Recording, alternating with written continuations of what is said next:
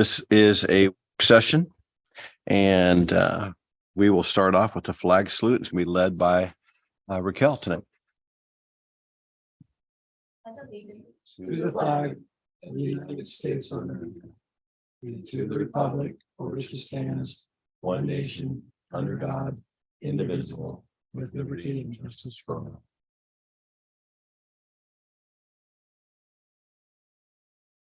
At this time, we're going to recess to executive session as per ORS 192.660 2 and 1 to review and evaluate the employment of a related performance of the chief executive officer. We will be in executive session for about the next 45 minutes.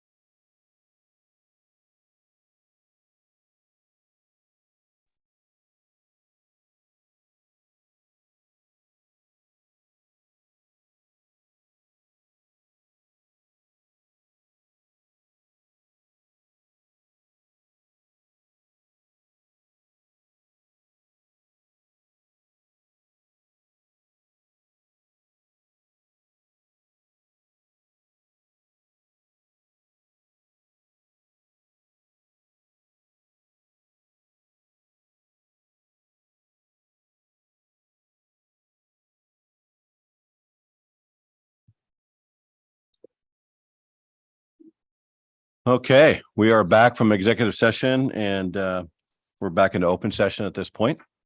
And we will carry on into number 4. So Scott, do you have something? So on the agenda, it says that the board was to report from the executive session because we were meeting under ORS 192.660 subsection 2 subsection I, but I've been informed that the board has not completed their tasks. So I would recommend that we make an adjustment to the agenda, and it has to come from a board member, that we would do a continuation of again, under ORS 192.660 subsection 2 subsection I, and that is reviewing the performance of the chief executive officer. So I would recommend that you would add a step 14 to the agenda as written, that you're going to continue on with your executive session.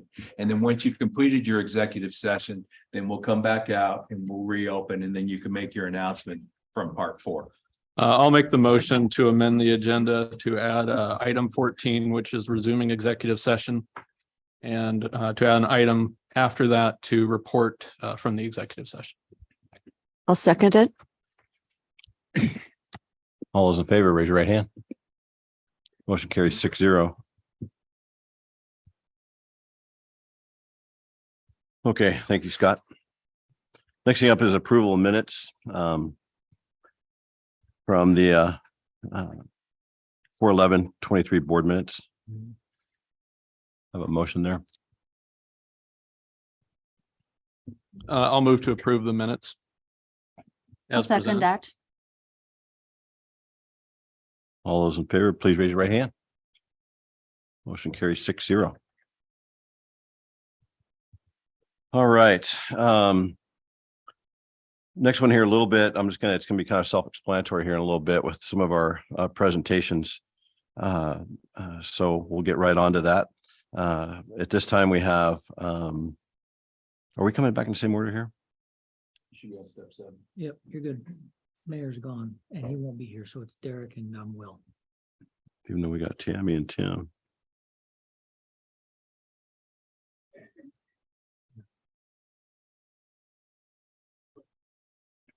You guys can't hear us back there? Sure. We're not saying anything.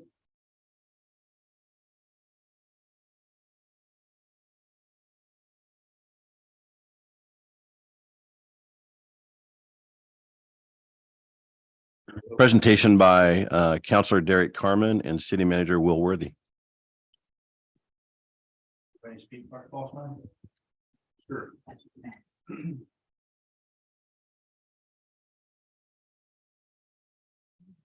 Addiction touches us all. We're not immune to it, unfortunately. I personally have had friends and family who have suffered from addiction. And one of my close friends lives here in Newburgh. His son went to the schools here, went to the high school, and recently he passed away from his addiction, and he was in his early 20s. So I hope that what we're about to present to the school district can help in furthering education for our staff and for the students, for our children, for our future. Because now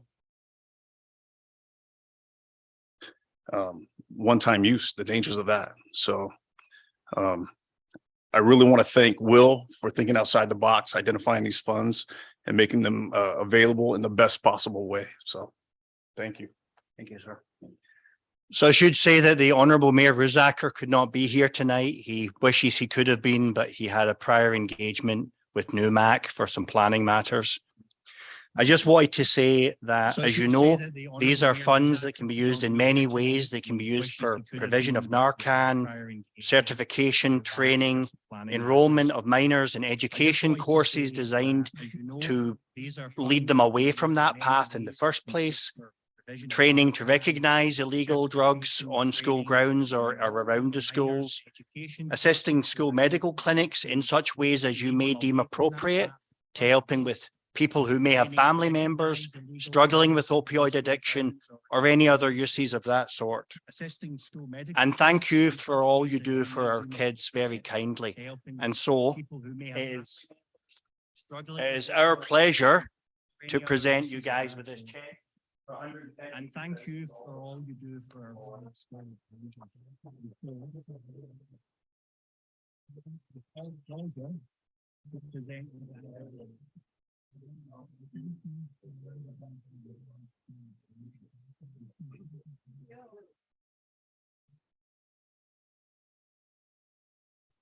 I don't think I've ever held a check that big before, so.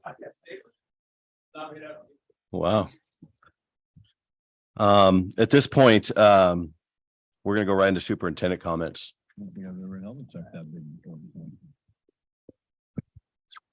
All right. Thank you, Chair Brown. And Will and Derek, thank you very much.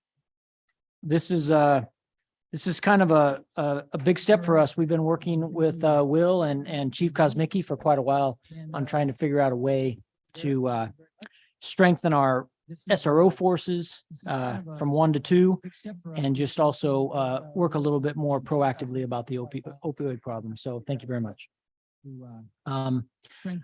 Also wanted a little recognition for our dual language program. Our dual language program starts at Edwards. It then goes to Mountain View. Then it goes on up to the high school. We received an award from the Oregon Department of Education, a recognition of our commitment to the dual language program, and we received $36,000, and that we can use next year. So that's a neat little bonus for our program that we can put towards kids. I also wanted to mention, I've been here for 11 months. And when I first came, when we had an opening, it was tough getting candidates. And it was tough getting qualified candidates to come and want to work. And so I just want to highlight some of the recent openings and how many people we have applying. That is quite different than 11 months ago. We recently posted a vice principal position at Edwards Elementary, and we had 18 applicants. And that's a big deal. Edwards also has a second grade opening, and we had 24 applicants. JA Elementary, Joanne Austin and Crater Elementary, they're going to share a vice principal next year. And we currently have 22 applicants for that position. And then in regards to communication director, as you all know, we hired B&B and they were a pilot. And I told everybody back then that we would open it up in the spring. So that position's been open for a couple of weeks now, and we have 15 applicants for that. And last year it was, I think, 3. And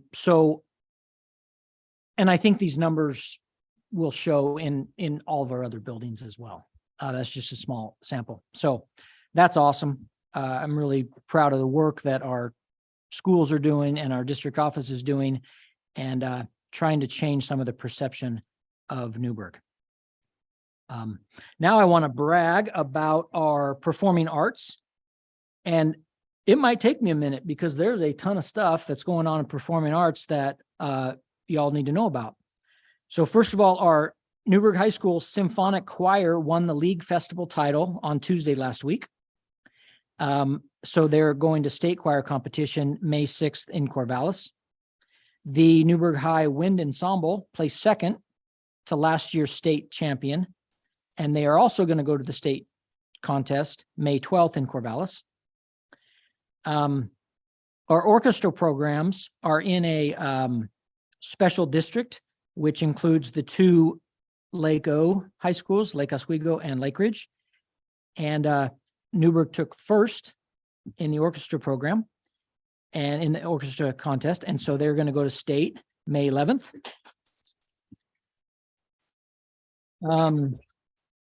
Next one is we have 4 Newburgh High School students who qualified for the OSAA state solo contest.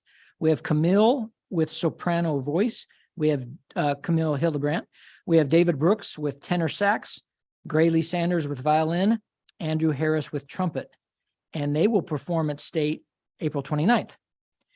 Next, 3 Newburgh High School small ensembles all qualified for state, and their state is at Mount Hood Community College, April 28th. Next, Newburgh High School Jazz Band placed third at our league festival, and they qualified for state, which is also at Mount Hood on May 25th. Joel Tanner has been here, I believe, for 17 years. And he said that this is the this is the first time in my tenure that the Newburgh music program has been represented at every state level music contest in 1 year.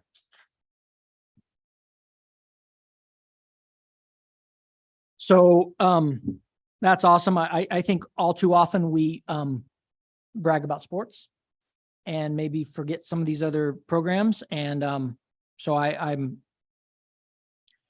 pleased to be able to call them out and support them in any way we can. Last thing is summer lunch.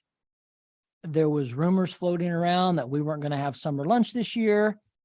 Some were rumors, some were flat out lies, and that's disappointing. But bottom line is we are doing summer lunch.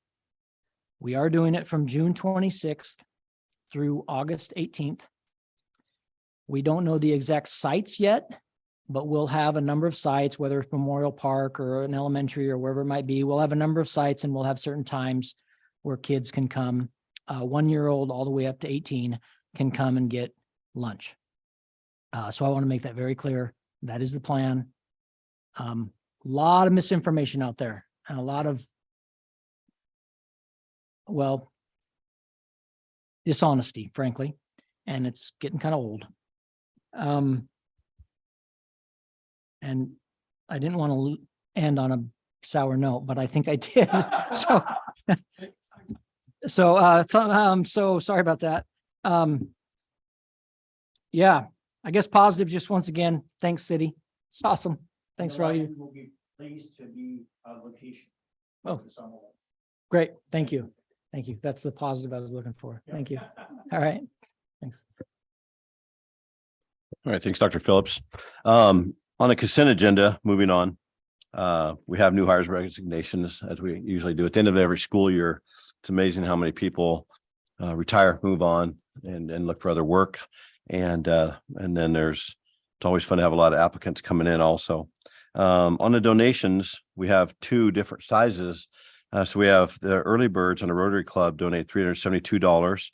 And that money there, it goes for promoting testing and assessments. And $372 is a ton of money, you know. And so I would just like to thank them very much because everything we can do to help our school district is always super beneficial to everybody. And so every dollar counts. It certainly will to whoever's putting that money to use here. So thank you very much to them. And then there's a little bit bigger check of $152,247 from the city and Will Worthy and Derek and all the other city councilors. It's an amazing amount of money for our city to partnership up. This has been something that has been in the works for many months. And being at the high school, working with our SRO, Jeff Moreland for a long time.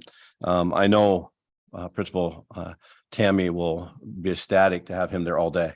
It's just huge. It's amazing. And he doesn't have to go and come back and go and come back, but then have a second one to visit other schools. This is one of the biggest things I've seen in all my time at the schools to bring safety to our schools. Then hopefully we can continue it on and we can even get stronger with a third and a fourth and stuff. So Will, Derek, you guys are amazing, you know, and I know there's a lot of other people involved in that. So thanks for partnership and up with the school district. You guys are great. Thank you.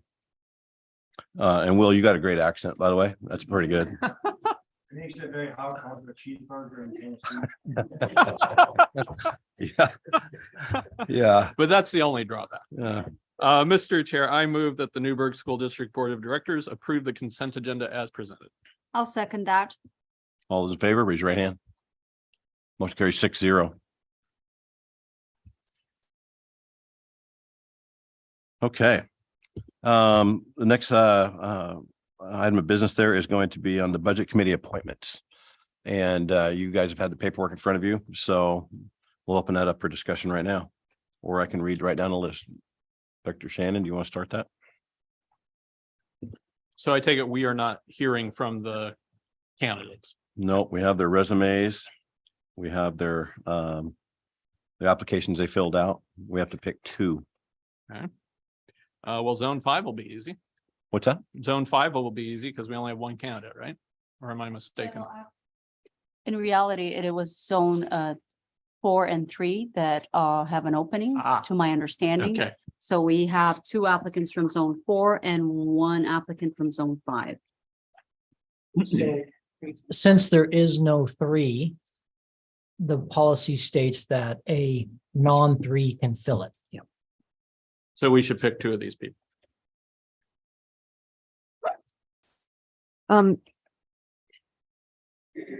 Wasn't Dawn Paulson, did she remove her application? One of the applications was received after the deadline.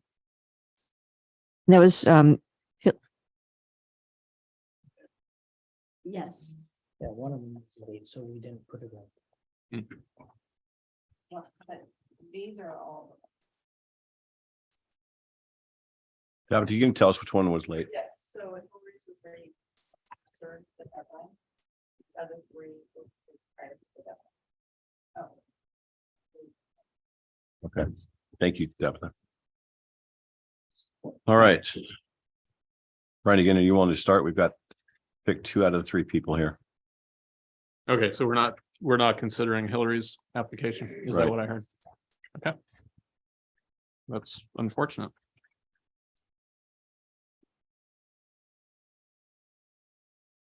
And I think that was that comes from a set deadline that was established by, for the end of the time to Sure. receive. And if someone were to send an application to this morning or after the deadline last night, it would be unfair to those who,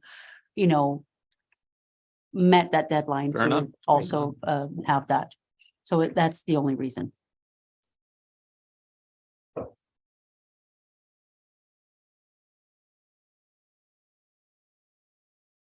Well, I'll go ahead and start then. If you guys are ready on this. I think, when you look at the banking experience of Robert Ficker, it's pretty extensive.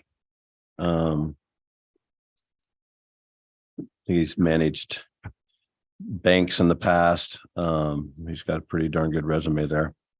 That would be one of my votes.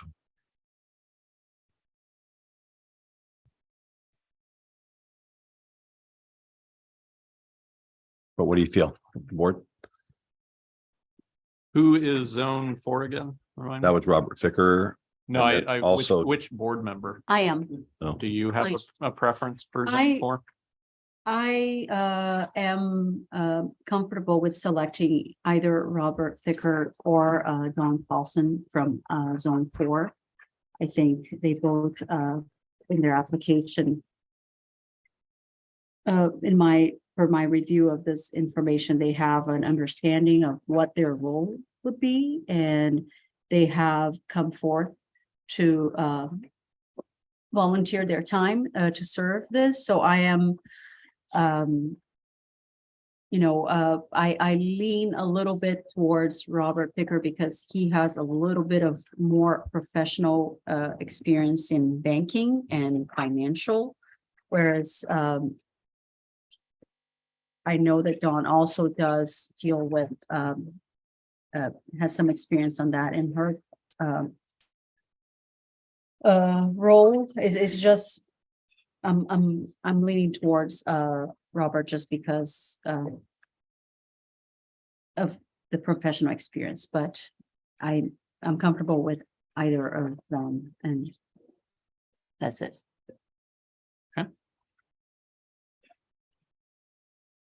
All right, so we're filling these one at a time, right? All right, Yes. I nominate Robert Ficker for zone 4 budget committee. member. I'll second it. All those in favor, please raise your right hand.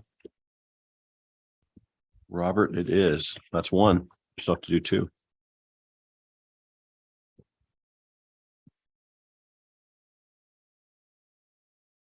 So looking for zone 3.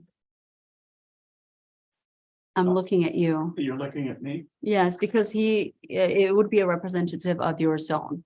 So what? There do you was a think? person that sent a request to Tabitha. She sent back the information and he did not get his information returned. So there has been nobody from zone 3. So we'd be looking at large to replace it. Yeah, so I think we're picking between the two remaining. Yeah. Ken Claude and Dawn Paulson.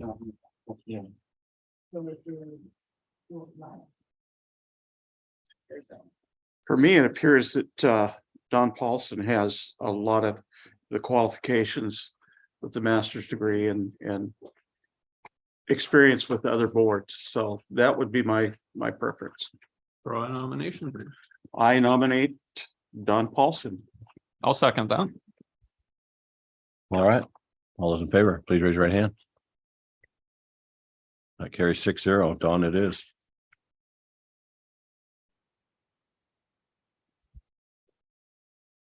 All right.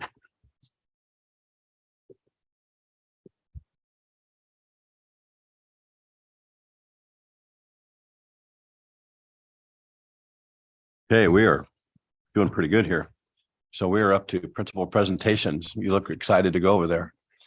If you guys can introduce yourself so everybody knows who you guys are and go.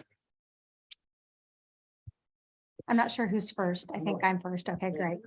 Do you want to introduce yourself and then I'll introduce myself and get started? Tim Wright, principal, Bentley Elementary. And I'm Tammy Erie and I'm principal at Newburgh High School. And I believe my tech support is pulling up the presentation.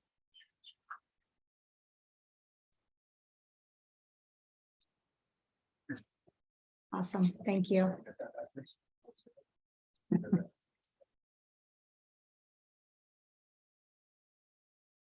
Awesome, thank you. So Tim was giving me a bad time before we got started. I do like presentations, not because I like them, but because it's an opportunity for me to highlight the amazing things that our kids do at the school. So you'll see a lot of embedded pictures in this presentation. Thank you. Awesome. It doesn't work, just not. Okay. See. Oh, there we go. Okay, yep. So I just, to me, the theme of tonight is just talking about some of our successes, being able to celebrate those, and then looking for our areas of growth and focusing on results and making improvements at the high school.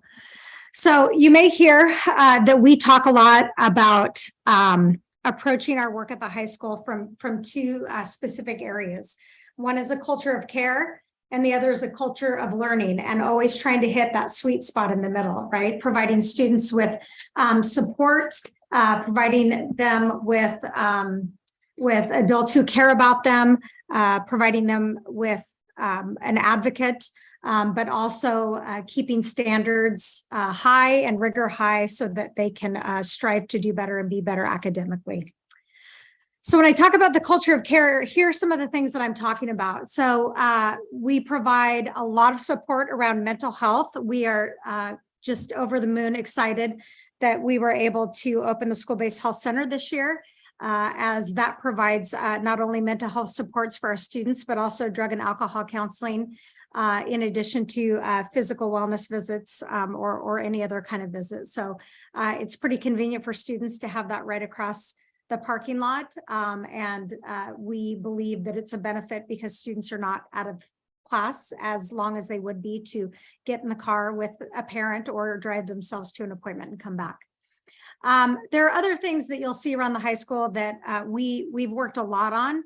I think Dave can probably tap into his most recent memory about some of the culture work that we have tackled over the past 5 or 6 years. When I landed there, we took a look at our survey results and definitely had some growth edges. And so we focused a lot on creating this positive school culture where students feel welcome, where they feel like they want to come to school every day. And then another example is just our Student of the Month and Staffalty of the Month recognition. Each month, we make an effort to recognize our amazing students and staff for the great work that they do. We do pick a different character trait each month. This month is the trait of honesty. So we're gathering those names right now. So when we talk about a culture of learning, it's really holistically all the things that we do to help students grow in their education, learn skills. We take it from a comprehensive model of obviously teaching the graduation requirements, those things that students need to graduate, but also ensuring that they have opportunities that really enhance their experience at the high school. And that's inclusive of advanced AP coursework, dual credit and articulation. And I'll give you some statistics on that in just a second. Career and technical education. Career and technical education is a focus, certainly at the high school. We're building a 20 million, we're almost done with our $20 million CTE building. It is phenomenal. I can't wait for it to open and for you folks to see what it's like. And it really does help us make connections sometimes with students who don't otherwise engage in school. So we see it as real benefit. And then growing community partnerships and internships. Actually, let me go back to that. So some of the internships and partnerships that we've had as of late, we have a partnership that we've had several years with ARE Manufacturing, our Tiger Manufacturing program, in addition to internships within the last 2 years at ADEC. We also have some other business internships. We're creating a partnership right now with Harris Thermal for our welding students.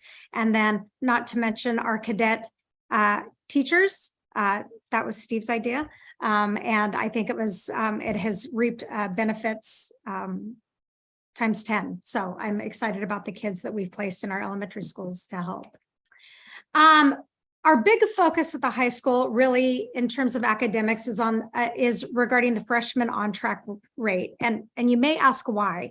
It is one measure out of many measures. But what we have found and what research has found for probably 15 or 20 years, I think I started this work in 2009 when I worked at Hill High. Research came out of the University of Chicago around the freshman on-track rate. And essentially what they found is that students who are on track at the end of their 9th grade year, and that means that they're earning at least 1/4 of their credits over the 4 years, and they receive no more than 1 F, are as much as 4 times more likely to graduate from high school than their off-track peers. And the research also says that this particular metric is far more accurate than most any other statistic that we look at when it comes to kids graduating from high school. So I wanted to share with you our freshman on-track rate. Historically, over the past several years, you'll notice that there's nothing for 2020 for obvious reasons. That is when we kind of went into lockdown. But you're going to see a decline, and then just last year, a little bit of a bump up. And for those of you who have been around for a long time, you probably know already that in 2017-18, that was the year that we shifted to a 7-period day and off of a block schedule. And so we saw some dips. I can't tell you with any level of certainty that is the reason why, but I think it would be hard for me to argue that it certainly was a factor in seeing that decline. We went from 8 credit opportunities to 7 credit opportunities. So I am pleased to see it going up. It's, raising those again takes time.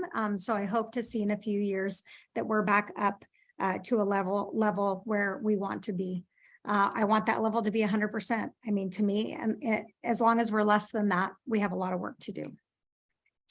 So in looking at the freshman on-track rates, a key indicator that we constantly look at is our freshman passing rates.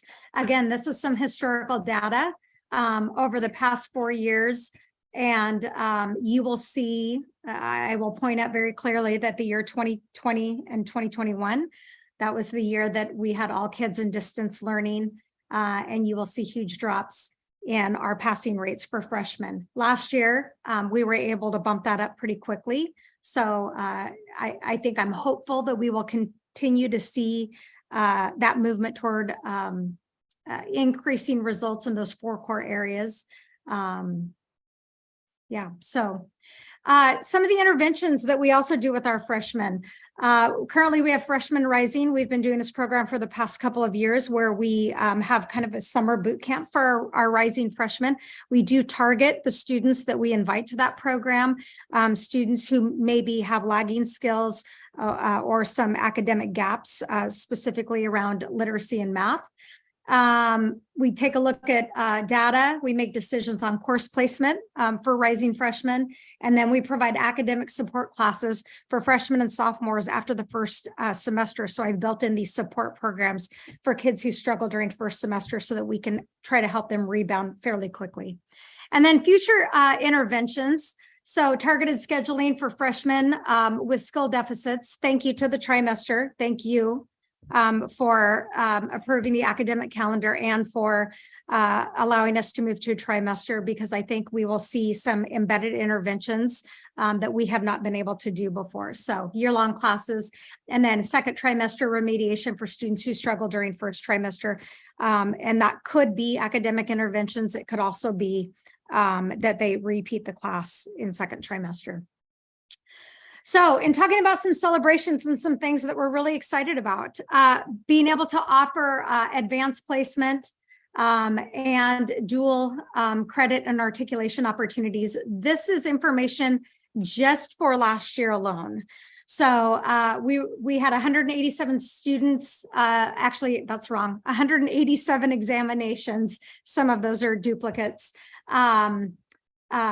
Take AP exams last year. We had an average score of 3, and 65% of the exams that we had last year at Newburgh High School scored a 3 or higher.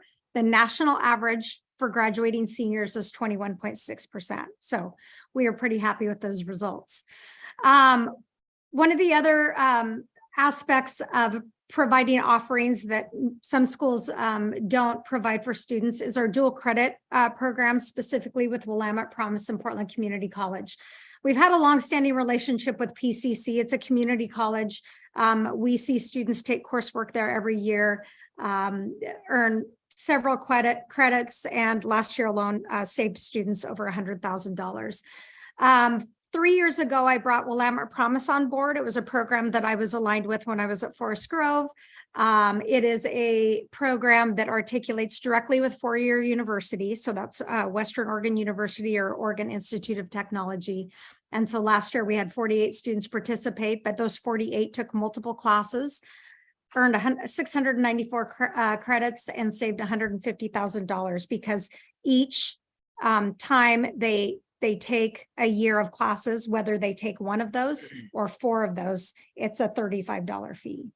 So we see it as a real benefit to our students. And then looking at the future of CTE, I just embedded some pictures in here because I wanted you to see the progress. Left picture, kind of just a blank canvas before the building was being constructed. And the picture on the right is one that we took today. So you can see the building is going up quickly.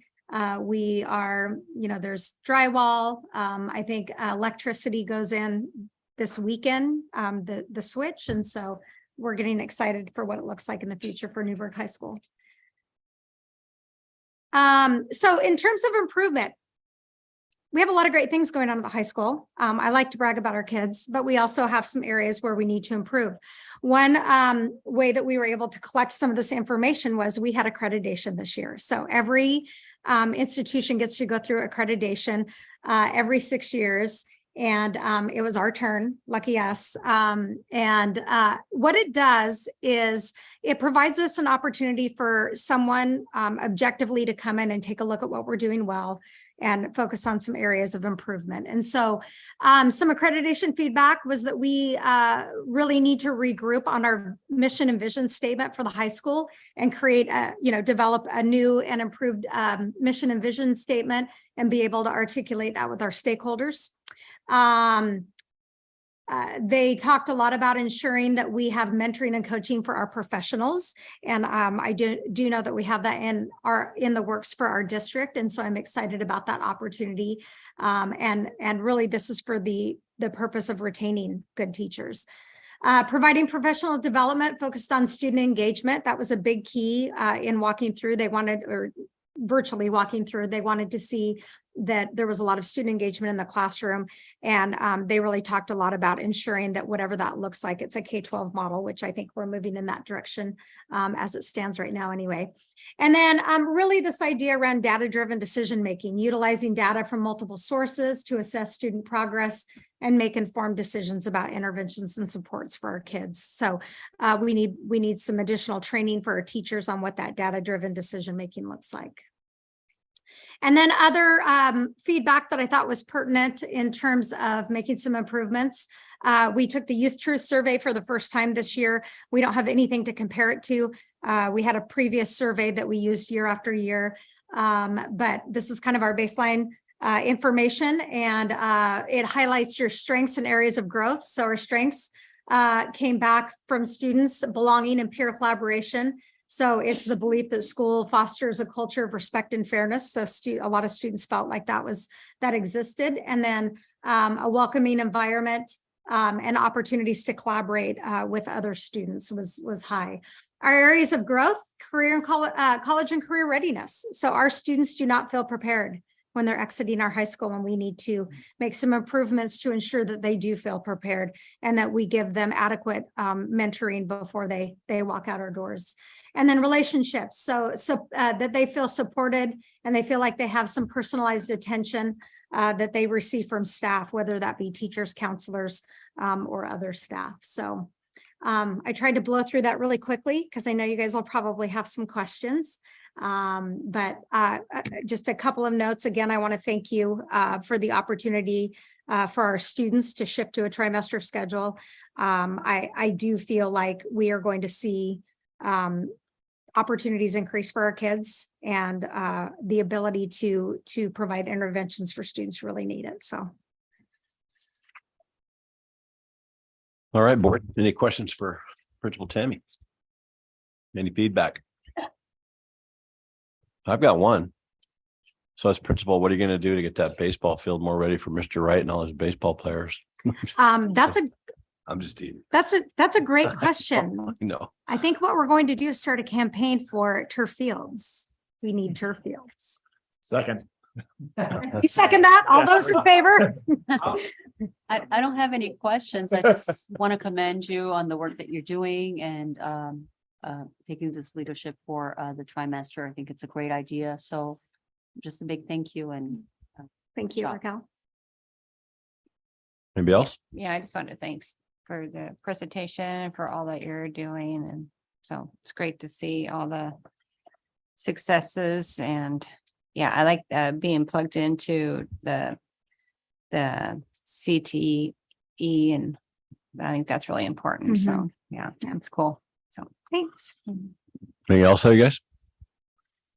Just one thing about, I got to work under Tammy for many years, and just thanks for all you do. Always had an open door as an employee. I could walk through the door and express things, which I may have done. So thank you for all your work. Absolutely. My pleasure. I'm excited about where we're going. So, Mr. Wright, are you ready? Thank you. I'm ready. I don't have a presentation. I was teasing Tammy because I was teasing about showing me up here with her fine presentation. I had an opportunity to shadow Tammy last year at the high school and learn from her, and I'm still learning from her. So thank you. It was super exciting to hear her talk about achievement and culture at the high school, and having that mirror the work that we're doing. Unintentionally, we did not plan that together, but we're setting the foundation for that next group of high school students. And it's super fun to see familiar faces that I've taught, and to hear familiar names that are participating, getting that recognition. Then we don't always give it when they're young, but they're building that foundation now that feeds into that recognition and that great success at high school. So excited to partner together. All the questions I get now are about our new building. We're getting a new building. Thanks for the support of that bond. Thanks for community for supporting that. We're excited. It's super excited. We'll break ground at the end of May, but we're also equally as excited about the work we're doing in our old building. We've got good work going on, and I really believe in what we're doing. It all centers around high expectations for growth. We have some mid-year data. It's not a lot because we're only halfway through, but our mid-year data was super exciting to see when it came in. We added a halftime reading specialist last year after reading programs were cut, and we brought that back. This year, we were able to, in January, bump that up to a full-time reading position. Thanks to our district leadership giving us that additional funding. We brought over Ann Rossman, who was halftime She works full-time in our building. She partnered with our team for an RTI process. You've heard about that from some other elementary teachers. Not going to labor out about the RTI process, but it's looking at our reading data, figuring out who needs to more support, and being really strategic about getting kids extra support and reading to bring them up. It's been our number one focus. The reading growth we see is fantastic. We're really happy with where we're at. We had over a year of growth for reading for a lot of our students in January. We're able to add more students to that reading intervention group, and we're making up lost time or bringing readers up to grade level. Not all of them are there yet, but we're doing the right work and it feels good. We just had our 4th round of our what we call our 20% meetings, where we're looking at our lowest group. And I'm looking at some of the data, and I'm tracking this kid, and I said, if we test him again today for his end of the year test, he's at grade level. Where'd he start? And we'll look back and they'll be a year and a half behind at the start of the year. So we're making growth that we could be proud of and supporting students. We saw great math growth on our mid-year test too. We started state testing this week, so we hope some of that shows up there. Our 5th graders started their state testing this week, so we're underway.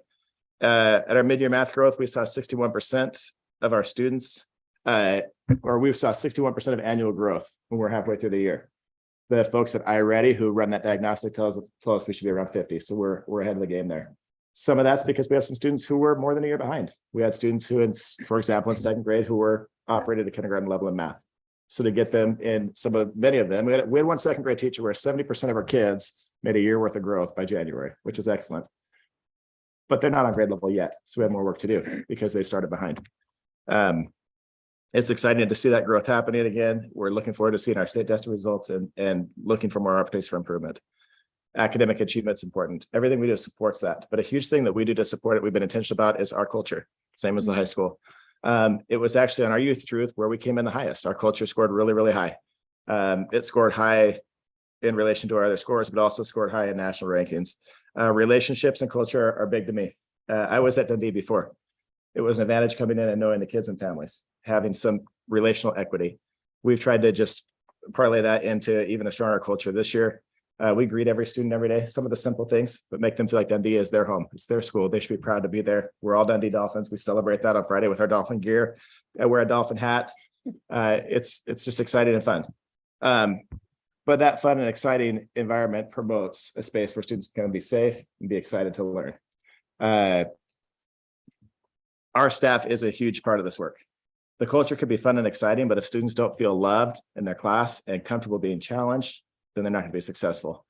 I've said this for a long time. In education, if you love kids and you want to work hard, you're going to be successful. It might not be the same route for everybody, but if you have those two things in common, you can make it happen. Our teachers and staff love kids, and I see them going out of their way to help kids. I see them supporting kids in many ways. I see them at their youth sports games. I see them making extra time in the evenings to meet with families. I see them showing up at community events to support our school. It's great to work in a culture where our staff care so much. It's been a huge part of our success. Lastly, something that's been a big strength, a big highlight for this year is we have great community involvement. Parent group is amazing at Dundee. We've got a group of parents that kind of reinvigorated that after we had a group of highly involved parents for years that served. And then during COVID, that kind of just fizzled out. Some of those parents moved on to middle school. Some of those parents had been carrying the torch for a long time and were worn out. And we had a new group of parents step up. They've done some great things to support kids. We raised over $40,000 in our auction last week. We still have funds coming in. So that's all parent group funds that goes to support kids. It's our big fundraiser that supports everything we do during the year. Last week, they showed up with Kona Ice, and we had a pre-planned Hawaiian day as a result for one of our events that students earned earlier in the year. They showed up at Kona Ice, and it was 45 degrees out. But we had Kona Ice at lunchtime, and it was Hawaii at Dundee Elementary. That partnership with our parent group and other groups has been phenomenal. We have thousands of volunteer hours. Disappointed Trevor's not here today. Trevor shows up every week to read with first graders. He's one of our many volunteers. We have volunteers reading with small groups. We have volunteers who are doing prep work for staff members. We have volunteers who are serving on field trips. We have thousands of hours. We've had strategic partnerships with George Fox where we've had nursing interns come and spend volunteer hours at school for part of their practicum experience. We have work study students through George Fox. We have a student from the high school that comes. It helps. Those volunteers and the community members that show up help. We've got Callista here tonight. She runs a resource room and has reinvigorated that space. So all those pieces coming together provide opportunities for students that we couldn't provide with just the staff that we have. So we're super thankful for that. Like the high school, we have work to do. Our attendance rates are, in my opinion, mediocre. So I want excellence in attendance. I want every kid there at a level that's going to support their growth and achievement. And we don't have every kid there yet. We've worked on some systems this year that's produced little fruit, but we hope to improve that. So that's an area we're looking for growth. We talked about our data. Our reading program feels like we have poured ourselves into reading and feel strong there. We have work to do in math. We're having good results in math, but I think we can do even better. We're going to be strategic in our scheduling next year for an intervention block, meaning we give kids extra time to focus on math and teachers extra time to work with small groups so they can bring up the kids who are behind and challenge those students who are achieving highly in math so they can take it to the next level. So like Tammy, we're looking at our data regularly to figure out where we can continue to grow and improve, and we have room for improvement, which is exciting. We also have a lot to be celebrated, a lot to celebrate, and a staff that is amazing to work with. It makes me look good when we have such a strong staff with lots of veteran teachers who dedicate a ton of time and have high levels of expertise, support one another, and are willing to be part of a strong team. So. All right, thank you very much. Any questions or comments from the board? Yeah, I'm intrigued by your weekly community circle conversations. Yeah, so And much so- like Tammy. Oh, sorry. That says, I was going to ask you if you could walk us through a typical one. Happy to. That's something that I piloted last year as a PE teacher, but I led a lot of our character work. Like Tammy, we have a monthly character focus. This month we're on action initiative, action and initiative. We kind of paired those together because initiative is part of taking action. So then in classroom, students talk about how they apply those skills. So we're talking about action is what's one area where you want to improve and what's one step you can make for improvement. And then each student have a chance to share and listen to others or not share and listen to others. So it does two things. We looked at our behavior data and we saw that a lot of our, at the elementary level, a lot of our behavior issues were related to lack of communication skills and dysregulation, just kind of the hard time of controlling yourself in an environment of school. So we gave students a chance to practice that. The community circle was that really clear expectations that when you're talking, you've got an item and it's just most classes, it's a small stuffed animal. They don't use a water bottle. And they pass that and they talk and others practice listening. They reflect on how they can improve as individuals and they listen to others. So they're really building those communication skills and the regulation skills through regular practice of being in community. We parlay that into what we would call a restorative circle. So I've got a group of students struggling with an issue. Maybe it's on the playground. They just can't agree on basketball rules and they're arguing. It's going back in class, distracting from learning. We come in, help me understand what's hard in basketball. They share. We talk about, sounds like we've got some really common frustrations. How can we solve it? And they come up with a solution. If I come down with I can come up with top-down solutions. I'm good at that. But that builds compliance, and compliance is healthy. But when they can build the skills to identify solutions that are proactive, it makes them that much stronger as a community. So that's where the community circles have impacted our schools. Thank you. Yeah. You mentioned challenges with attendance rates. I was wondering what the board and the district office can do to support improving those. Good question. I think for me, our attendance rates are related to parents. A lot of our kids, and we have some kids with struggle with anxiety and have a hard time getting to school, and parents that are working through those issues. But we have attendance issues. Most of them are parents getting kids to school. There's multiple facets to this, and it's really complicated. This is not to blame parents. We keep kids home twice as long as we used to when they're ill. So it used to be 24 hours, a kid was vomiting, now it's 48. Just our illness alone is increasing attendance issues. We've had some bigger health issues this year in our community. December, there was, and it wasn't just Dundee, it was all elementary schools. There was days when we had 20% of our student body out with illness. And we're calling down the list each day and they were ill, and it was RSV and other things were going around. We have more families, and Steve and I talked a little bit about this, that take vacation during the school year. COVID kind of changed when vacations family, especially if some of the parents have more flexibility in their work schedule. They can travel more affordably. They have more options during the school year. So we see that. So how the board and district and partner, I think, is what we've worked to do this year is start a strategic effort to be educating parents about the impacts of positive attendance. So students that attend 90% or more are more likely to graduate from high school. Maybe it doesn't feel like a lot when you're 5, but it adds up and it sets those habits because we're building a foundation. If your foundation isn't strong, it leads to problems later on. And that's elementary attendance. Those statistics apply to elementary attendance for high school graduation rates. So just continuing to educate. And then we have the responsibility of the follow-up with the phone calls and the letters and being systematic about those approaches too. How can we support you? And it's important your kid is here. Thank you. Yeah. I just want to comment on, it is so great to hear, so many great things. Such a great report on what you guys are doing there at Dundee. You talk about culture and you talk about how your team is, really doing a great job for these kids. So I sometimes we hear that Newburgh School District is not this, it's not that, and there's this problem and that problem. So it's very refreshing to hear from the source. You guys are in the building, you know it, and you're, reporting to us that things are positive and letting us know where we can improve. It is very refreshing and very good, just to inform our community that yes, we can do better, but we are good. And we are a good district to be in. So I appreciate that. Thanks. Anybody else?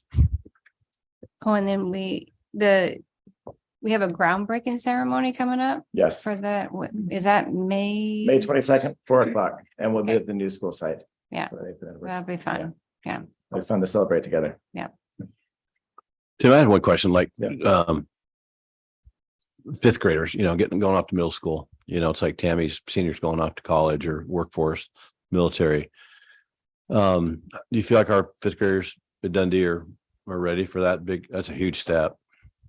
I think they are. And one thing we talk about at Dundee, and this is maybe feels really selfish, is I tell all our kids that when they go to CVA, I expect to hear that they're leaders there. And we set that expectation for them at our school at the start of fifth grade. You're leaders now at our school who are practicing becoming leaders in our building, and we'll take that leadership to CV. There's another side of like high achievement, and that is supporting students with high need.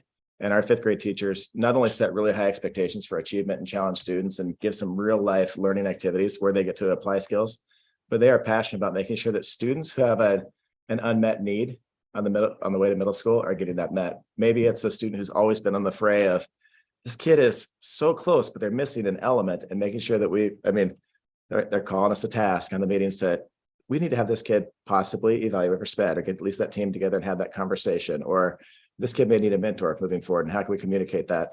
Our fifth grade teachers have been doing this for a long time, and they're fierce advocates for the students as they move forward. So having a veteran staff having two veteran fifth grade teachers who have worked closely together for a long time, I feel like helps our kids take that step into middle school really well.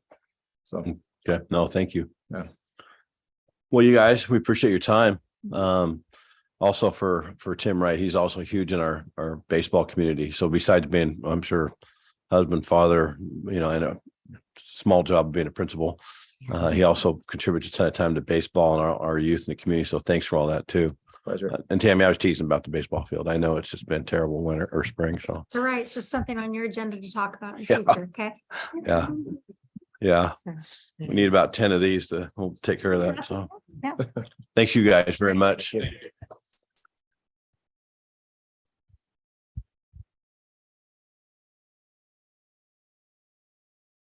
All right, you guys should go home. Been a short day. Yeah. Next up, we have HR Director Scott Lindbergh talking about a first reading here. So Scott, you ready? So you have me talking about policy after the schools present. Yeah. We're have to work on the agenda the next Yeah. time. So we just have a handful of policies. So that's the good news that the policy committee has met, and we've got a first reading for you. So it's just an opportunity for you to review what the policy committee has decided to move forward. And you can anticipate, while there's only 5 or 6 policies here, I was talking to OSBA the other day, they said you can anticipate 30 to 40 next August, September. We're coming out of a legislative session. So when there's a change in law, there's a change in policy. So we'll be hitting it pretty hard and fast here in the fall. But here in the spring, we just have a handful. So the first policy that we have listed is GCBDA-GD BDA, which is a family medical leave policy. And this was coming out of SB 454 back in June of 2015. Our policy, current policy is from 2010. So it looks like we've missed a couple of cycles to update this. And basically what this policy is it ensures employees to take leave and in case there's medical issues, whether it's for themselves or for the loved ones, and it protects their job status. So that's what that policy addresses. The next policy is GC-BDF-GD-BDF, and that is paid family leave insurance. The Oregon legislature had passed a family leave laws with the benefits of becoming available starting on September 3rd, 2023. So this is just coming up. This is a brand new policy and a new law that we'll be implementing. Basically, the difference between these two leaves is if I take FMLA as an example under family medical leave, FMLA, it protects my position as an employee of the district for a maximum of 12 weeks as an example. But I'm not getting paid during that time unless I have personal leave or vacation leave or sick leave. Sick leave is how it would apply to this. And so I'd have to have that build up in order to continue to be paid. Plus, the policy protects my job. With this new policy and this new law that's been passed, there's going to be some paid benefits that ties to that. So I don't have to pull from my sick leave if I qualify under this new policy and this new leave, which again is kicking in beginning of September. So that's a new policy. Next policy that we have update is cultural and religious holidays. And this is a policy from OSBA, which tells districts that they're prohibited from discriminating against students, staff, and community members on the basis of religion and other protected classes. It assists the districts in valuing the culture and religious backgrounds of the communities that they serve. So this is a guidance policy to help us to respect the cultures and religious holidays that various folks in our clientele that we serve may have. Next policy is a policy that we've looked at once before, and that was a complaint, falls under complaint policies. This is policy JFCF. And it's revisions of the complaint procedures, and it helps us to clarify timelines and to more closely align with legal requirements. And the last policy before you is an expulsion policy, which is policy JGE. And this aligns with ORS 339.250, subsection 2, which requires school districts to have a policy on expulsion. This clarifies the board's role and gives the board the option of delegating a hearings officer in the role in the policy, and thus relieving the board of an obligation to meet every time there's a recommendation for an expulsion to designate a hearings officer. Taking a look at our old policy from 2016, it looks like that's been a past practice, but OSBA says it's time to update our policy. So this is all in your packet. If you have questions and concerns, please reach out to me between now and the next board meeting, or you can bring up your questions at the next board meeting as well, and I'll try and address those questions or concerns that you may have. And that's all I have for policy. Thank you, Scott. Appreciate that very much. Well, we're wrapping up, but we're not. So next up on there is we have an audit review coming up on future agenda items from Heather Bixby. I'll be excited to see that one. It's the complete audit review of all of our finances from the district. And so that'll probably take a little while. So be ready for that one.